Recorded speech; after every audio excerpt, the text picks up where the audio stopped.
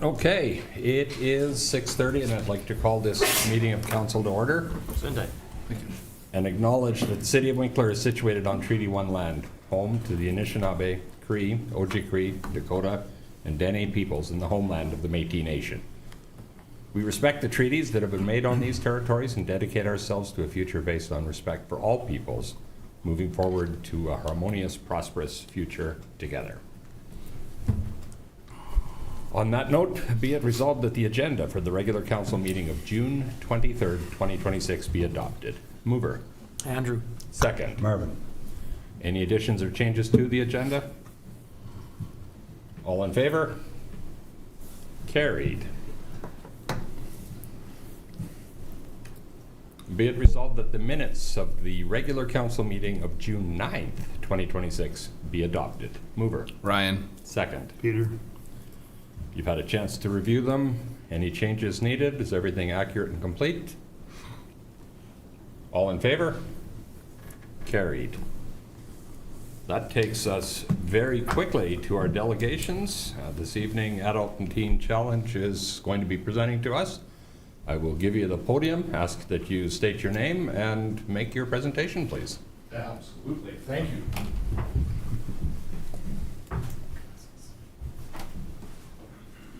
Good evening, gentlemen. Good evening. And company and live stream citizens. There you go. My name is Derek Neufeld, and I am a representative of Adult and Teen Challenge of Central Canada. And in this chapter, if you will, in the Pembina Valley, we have a head office, or a community office right here out of Winkler. And I know most of you by name, which is cool. So although this is very formal, it's kind of informal. I brought with me my brother, Steve Chaboyer. Many of you know him as well. He is our community office support worker, and he's right in the front line. So we are honored to be here. It's a privilege to be here. Thank you for the invitation. I do want to respectfully bring greetings on behalf of our president and CEO, Mr. Daniel Hemond. He was delivering a brand new fishing boat way out past Dryden. We just had one of our big fundraiser events, North American Fishing Challenge, and so he personally delivered it to the family who wanted it. So he sends his greetings and says thank you for the opportunity to share. So that wasn't you, Pete. Wasn't me. I took my old lung to a lake yesterday. So most of you may know about Adult and Teen Challenge, but I did want to take just a little bit of time, granted the opportunity to share. We have a little bit of a slideshow. We're going to use that maybe as just a platform or some talking points, but what I want to hit on tonight, briefly, and I'm a very passionate person about this organization and about the ministry that the Lord has given us, is my brother who doesn't ever ask for the red carpet or the spotlight, but Steve Chaboyer and what he's doing in the community office. So that was a dream and a vision that the leadership had many years ago, because for most of the last 20-ish years, the flagship has been 414 Edmonton in Winnipeg, which is our men's campus. And they knew going forward for longevity, we needed more of a rural presence. And so community offices have started and have spread out throughout the province and even into Flin Flon, Denair Beach, and Thunder Bay. So the community offices, what it does is it gives us the ability to be right in the neighborhoods, right? So no longer is it an inconvenience or the awkward drive for those community members who are really struggling with life-controlling addictions, life-controlling issues. Transportation is a big deal often, right? And so they can now come right into a rural community setting, talk to a person instead of either a weird phone call or an awkward phone call, or try to figure out a long drive into Winnipeg. So community offices has just grown and flourished. If you want to go to the next slide, please, Jody. This is a little bit of a snapshot. Our live-in programs and services are spread throughout. We have a women's home in Brandon, the men's home in Winnipeg that I mentioned, and a men's home in Steinbach, which is only a couple of years old. We're getting established and rooted in the city of Steinbach. It's been more than fun. The need there is huge in Steinbach. And so we've got a men's home there. And then really just on a side note, because I want to focus on community here, Flin Flon, Denair Beach, We had a men's home, and in the wildfires last spring and summer, complete and total loss. Other than our shop, the shop got saved. And so, but the men's campus, total loss. As I'm here tonight, our leaders actually just sent a picture this afternoon. We have acquired, it's public knowledge. There was a local co-op federation building, massive building, multiple floors. We acquired that property, and we're now starting to put our name on it. The sign was going up today, and they're starting to open up a super thrift, a community office, and have beds again for men in that area. Wow. Really, really focusing on the Indigenous community there, so that's really cool. So those are our campuses, and there's a plethora of ways that we really try to help men and women in their recovery. A holistic approach is what we take. Right? Body, mind, soul, spirit. But the one thing that sets us apart, although we are faith-based, which we're very strong about, helping men and women come and invite them into a relationship with Jesus Christ, we also are very adamant about work ethic. Because so many of the men and women that come to us have awful habits and patterns, right?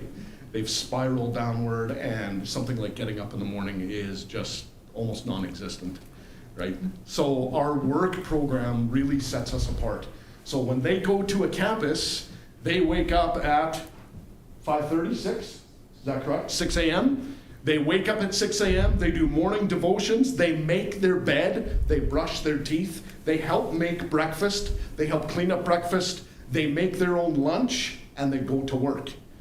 And then they come home, and then they do their personal studies, their counseling sessions, their one-on-one mentorship, and group studies. And that's Monday to Friday.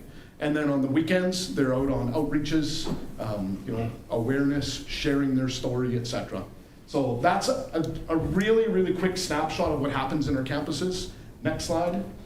This gives you just an idea kind of on the spectrum of once they go through our admissions and intake, which Steve has trained himself. He can do it right here out of our Winkler office, so that's nice. Out of our community offices, we have all of our support workers that are trained in that process.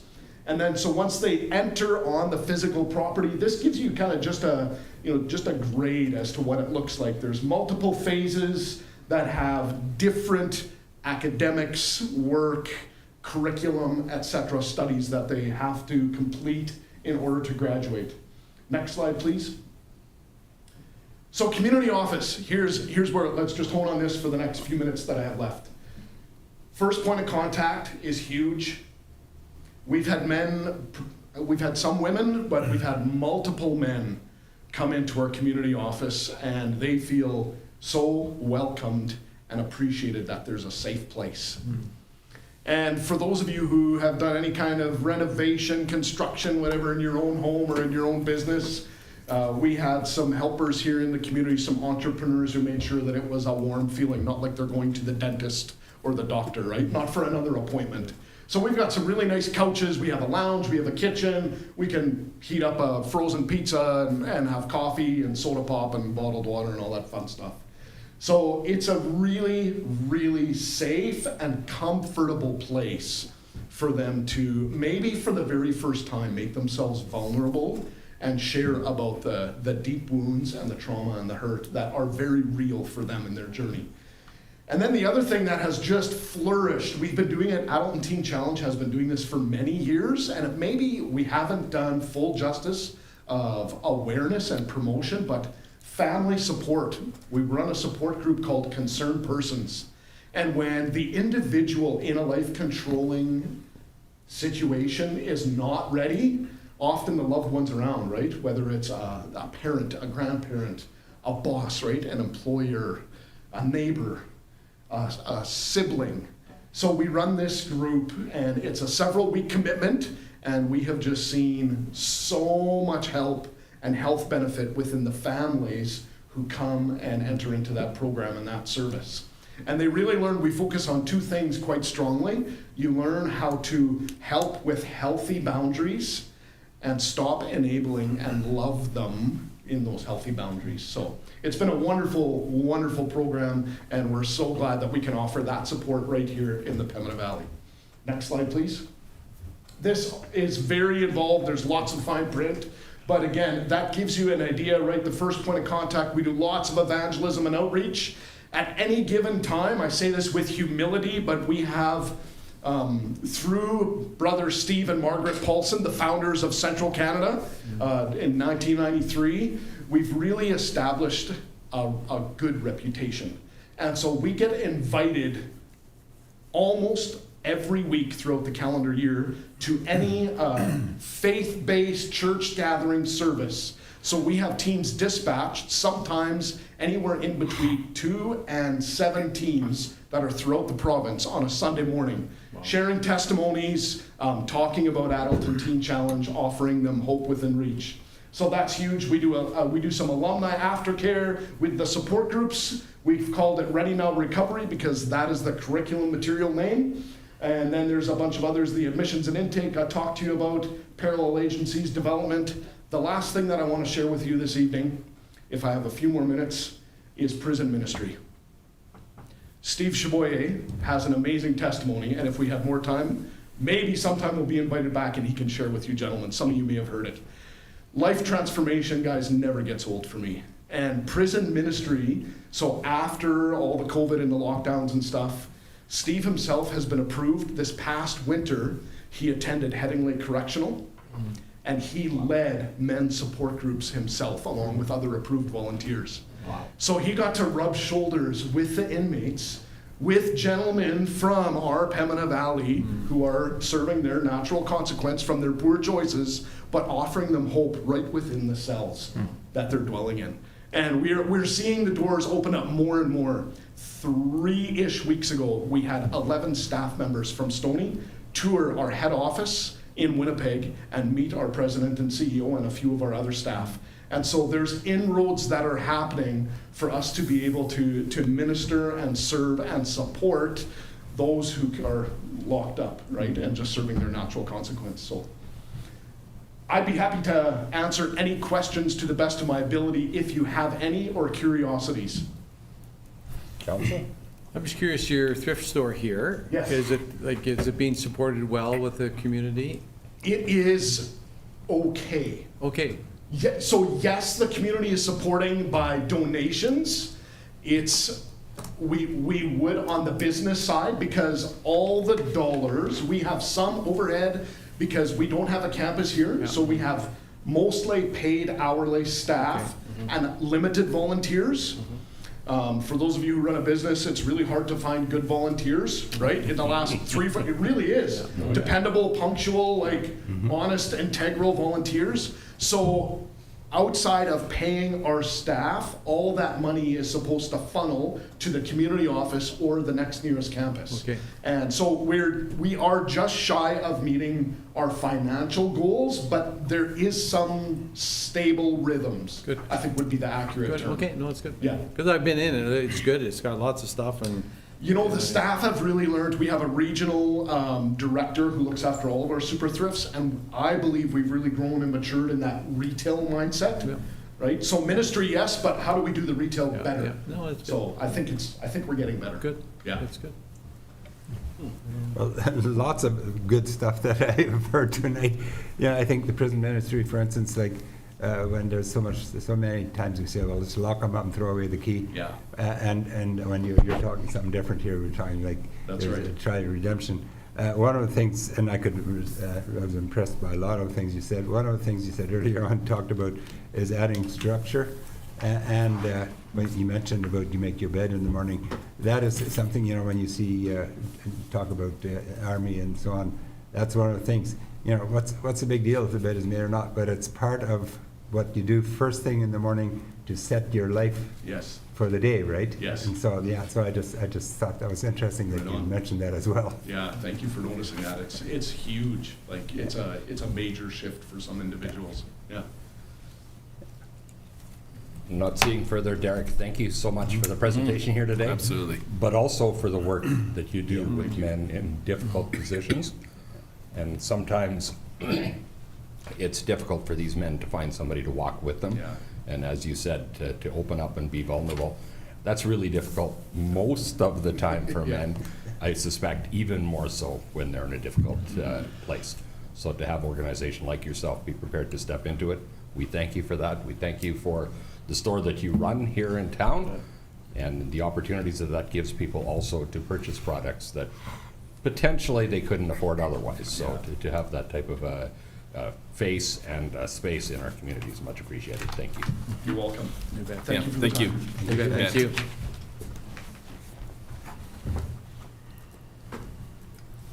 Okay, back to our agenda then. We've got one piece of correspondence, a really nice report from STARS. You've had an opportunity to read it. It's interesting and very informative as well. Another organization doing great work in our community and all of Manitoba, obviously. That takes us to finance. Be it resolved that accounts payable in the amount of $779,989.75 as approved by the Finance Committee be approved for payment. Mover. Andrew. Second. Ryan. Check register is attached. As always, any questions on what you see? All in favor? And that is carried. Takes us quickly to our planning section. Winkler Parkland Public Consultation Report. A number of whereases then, which will leave us now, therefore be it resolved that council acknowledge that the ISED CPC-2-03 consultation requirements have been satisfied, and further be it resolved that the city manager be authorized to execute a letter of concurrence on behalf of the city of Winkler for the proposed telecommunications facility located at 1045 Grandeur Avenue. Mover. Ryan. Second. Marvin. As noted, this has been approved. This was just the last piece that needs to happen, was the public consultation piece. What we're seeing here now is that that consultation has happened, and at this point in time, no further decision ultimately is made. We've already approved it. What we're approving here today is the fact that acknowledging that it's happened and then giving Jody the opportunity to sign that deal. Thoughts or comments? All in favor?